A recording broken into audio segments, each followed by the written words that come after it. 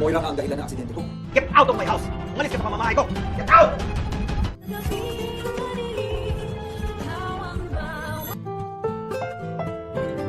Ang susunod na programa ay rated PG.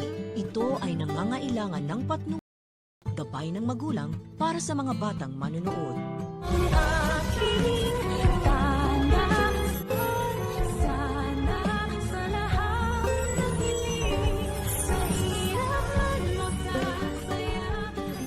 Nagmadali pa si Moira na pumunta sa mall para hanapin ang computer technician na kinausap ni Robert para i-retrieve ang mga binurang files nitong si Zoe sa hard drive.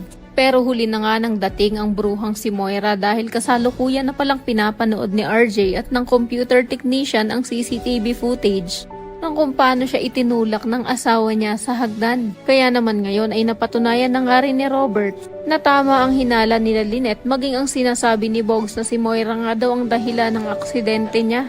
Wala na rin naman na mapaglagyan ng galit sa puso itong si RJ kaya agad-agad din siyang umuwi sa bahay nila para harapin ang kriminal niyang asawa. Hindi na nga rin niya napigilan ang emosyon niya at kinuha na niya ang isang bagahe na naglalaman ng mga damit ni Moira at pilit itong kinakaladkad palabas ng bahay niya. Kahit ano pang ang paawa ang gawin ng bruha ay hindi na tinatablan si Robert dahil hindi naman talaga makatao ang ginawa ni Moira sa sarili niyang asawa. Ito na nga kaya ang katapusan ng maliligayang araw nilang dalawa ni Zoe. Speaking of Zoe naman, nagpanting din ang tainga niya nang sabihin ni Annalyn na malapit-lapit na daw mangyari ang karma nilang dalawa ni Moira na matagal-tagal na ring pinakahihintay ng lahat. Sa sobrang inis nga ni Zoe sa narinig niya, ay dumakot siya ng lupa sa paso na nasa table at inginudngod ito sa mukha ni Annalyn. Mukhang si Zoe na nga ang pangalawang mapapalaya sa bahay ni Robert dahil panigurado naman na aalalahanin din ni RJ kung ano talaga ang dahilan ng pag-aaway nila ni Moira. At kapag naalala na nga niya na hindi niya talaga tunay na anak si Zoe, ay malabo na niya itong tanggapin pa dahil na rin mga ginagawa niyang pang-aapi sa nag-iisang anak ni RJ na si Doktora Annalyn Santos. Kaya naman kung isa ka rin sa mga nagnanais na malaman na rin ni RJ na hindi niya nga tunay na anak itong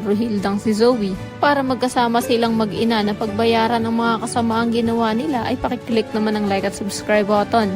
Maaari ka rin mag-iwan ng komento sa ibaba para sa iyong mga saloobin at suwestyon. Maraming salamat sa iyong panonood.